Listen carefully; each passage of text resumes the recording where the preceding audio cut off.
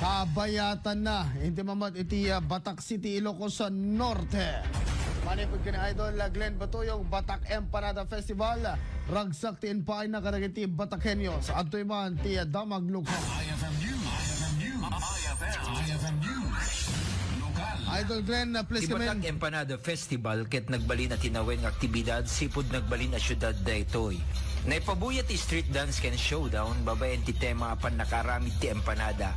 Ken namari sa costumes ngeno sa dagiti ubing iti naduma-duma eskwela.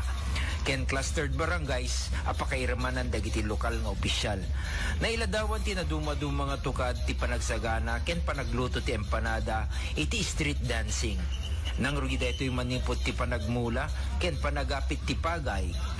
Panagmula ti balatong ken panagapit ti balatong, panagigad ti papaya, panagaramid iti longganisa, panagala ti itlog ti manok, panagmasa ti bagas, aging gana ti panagluto ti empanada.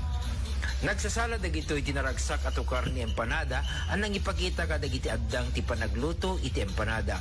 Nakipaset dagiti amin na barangay ti syudad, pakairamanan dagiti agtutubo ken nataingan. Dito yung presentasyon ket nisang sangayan gaputa dito ket tawid ti taraon ti Batak ken mangitandudo ti lokal ay empanada manipod idi na ipasdek dito yung syudad.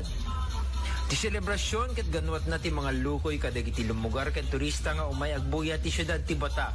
Kabayatan na dati dito yung maselebraran iti City Charter Day ti Batak wenno tunggal June 23 ti kada tawen. Ngem nayakar dito ti December sipod nagtugaw ang Mayor Chua.